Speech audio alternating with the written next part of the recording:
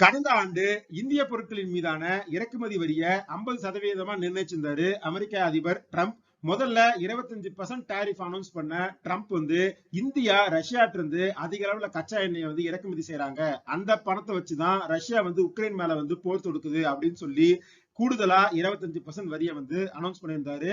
இதனால ஏற்றுமதி சார்ந்த தொழில்கள் அப்படிங்கிறது வெகுவா பாதிக்கப்பட்டிருந்தது. தமிழ்நாட்டுல திருப்பூர் மாதிரியான ஆடை உற்பத்தி நிறுவனங்கள் தற்காலிகமா அவங்களோட பணியாட்களை நீக்கவும், சில நிறுவனங்கள் ஆர்டர்களோட எண்ணிக்கை குறைஞ்சதுனால மூடப்படும் நிலைக்கும் தள்ளப்பட்டது.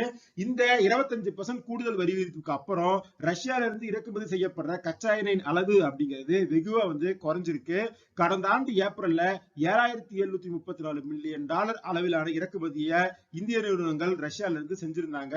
நவம்பர்ல அதுல 50% இறக்குமதியை குறைச்சு $3,722 மில்லியன் மட்டுமே இறக்குமதி செஞ்சிருக்காங்க.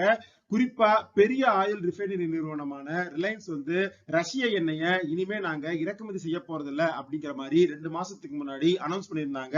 இருந்தாலும் இந்தியாவோட ரஷ்ய எண்ணெய் இறக்குமதி அப்படிங்கிறது முழுசா நிறுத்தப்படாதனால தற்போது 50%க்கும் மேல கூடுதல் வரியை விதிப்பேன் அப்படிங்கிற மாதிரி ட்ரம்ப் அனௌன்ஸ் பண்ணியிருக்காரு. ஏற்கனவே இந்த வரி விதிப்பினால பாதிக்கப்பட்டுள்ள இந்திய ஏற்றுமதி நிறுவனங்கள் கூடுதலா இன்னும் வரி விதிச்சாங்க அப்படின்னா அதோட பாதிப்பு அதிகமா இருக்கும் அப்படிங்கிற மாதிரி நிபுணர்கள் எல்லாருமே சொல்லியிருக்காங்க. இத இந்தியா எப்படி எதிர்கொள்ள போகுது? ரஷ்யால இருந்து வரும் கச்சா எண்ணெய் இறக்குமதியை முழுமையா நிறுத்துமா, இல்லைன்னா எவ்வளவு கூடுதல் வரி விதிப்ப ட்ரம்ப் செய்வாரு அப்படின்னு எக்ஸ்போர்ட் ஓரியன்டட் கம்பெனிஸ் எல்லாருமே கலக்கத்துல இருக்காங்க.